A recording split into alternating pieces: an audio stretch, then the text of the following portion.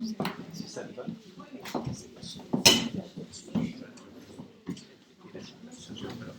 te laisse faire. Ça te va? Bien.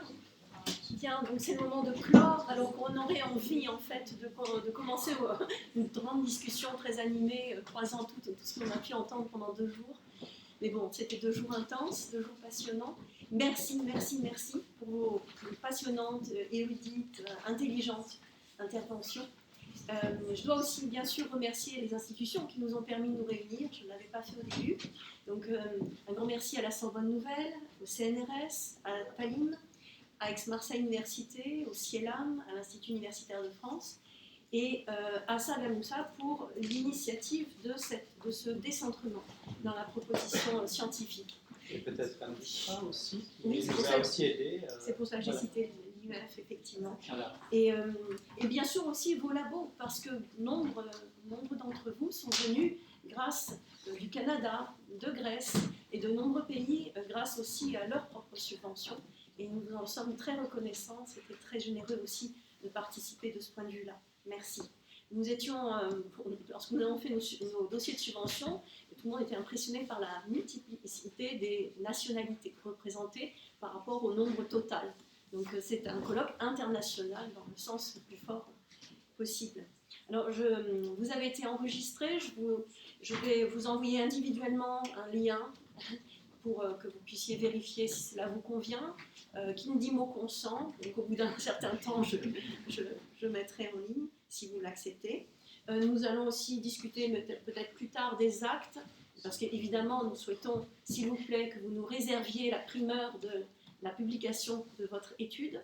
Nous reviendrons vers vous pour une date et pour un éditeur et pour les protocoles typographiques aussi, mais s'il vous plaît, gardez-nous vos textes. Voilà, ça c'est important pour nous.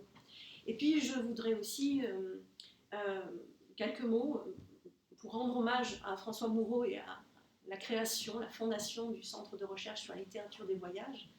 Pendant ces 40 ans, les chercheurs du CRLV, donc le Centre de recherche littérature des voyages, ont, je pense, réussi à repenser le positionnement de la production viatique, comme on a coutume de dire maintenant, les écrits de voyage, peut-être de manière plus large. Romuald parlait de relations, récits, journal. On sait à quel point nous, littéraires, et même les historiens aussi, évidemment, la manière d'écrire le voyage est diverse. Donc, écrit de voyage me semble une formule assez souple. Donc, c'est ce repositionnement des écrits de voyage dans leur écriture, dans leur fabrique, qui va maintenant de soi, je pense, et qui n'était pas du tout quelque chose qui allait de soi il y a 40 ans. Quand nombre d'entre nous ont commencé leur thèse, on allait dans les fichiers des historiens et on n'avait pas grand-chose en littérature. Donc un champ littéraire du voyage s'est installé à côté et en croisement et en compagnie du champ historique, je pense. Et la dette immense que nous devons aux historiens, et Salah Moussa l'avait rappelé, c'est important, et en général aussi de tout ce qu'on appelle les material studies, les égo-documents, sont forcément évidemment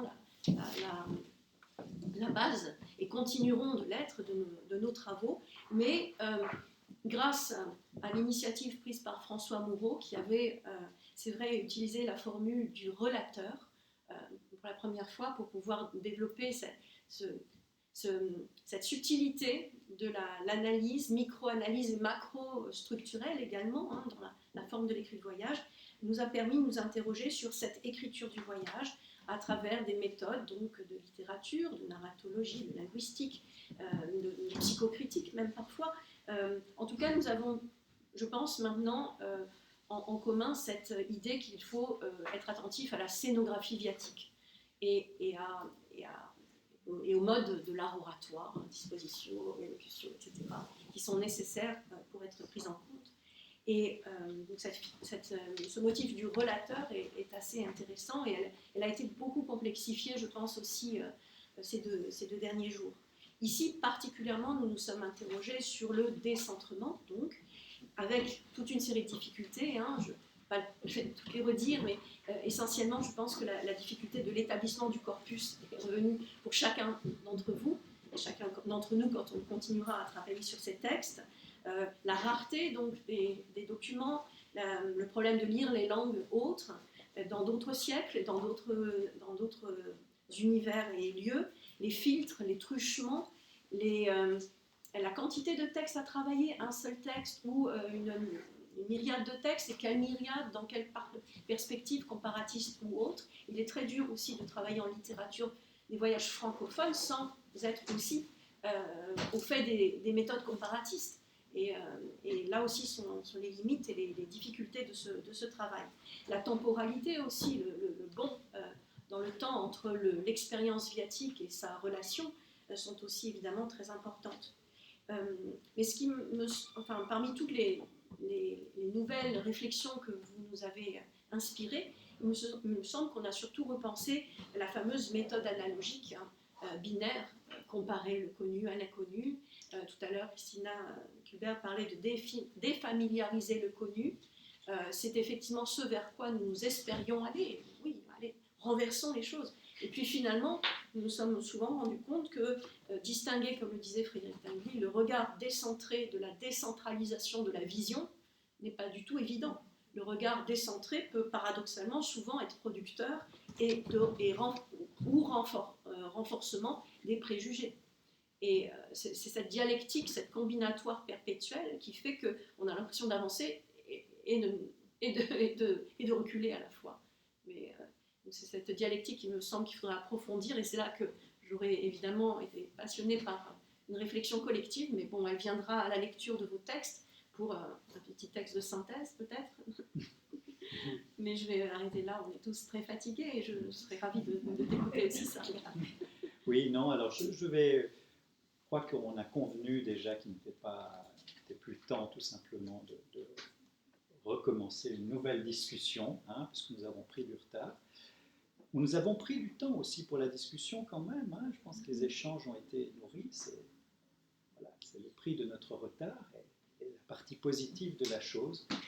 Donc voilà, moi tu as remercié tout le monde, sauf toi-même bien sûr. Et donc moi je te remercie aussi et je te félicite pour ton enthousiasme, ton énergie, tout ce que tu as apporté.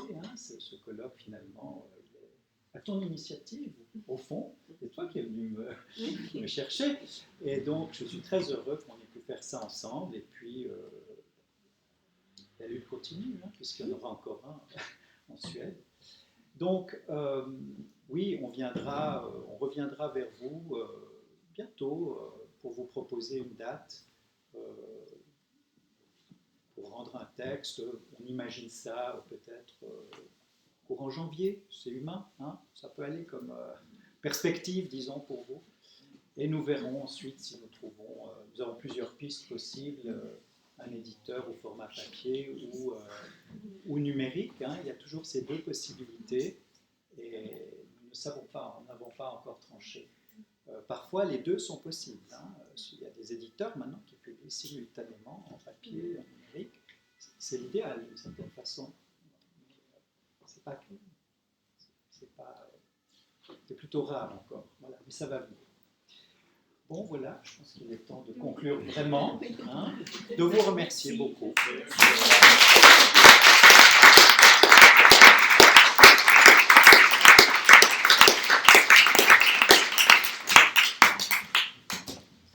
Bon retour.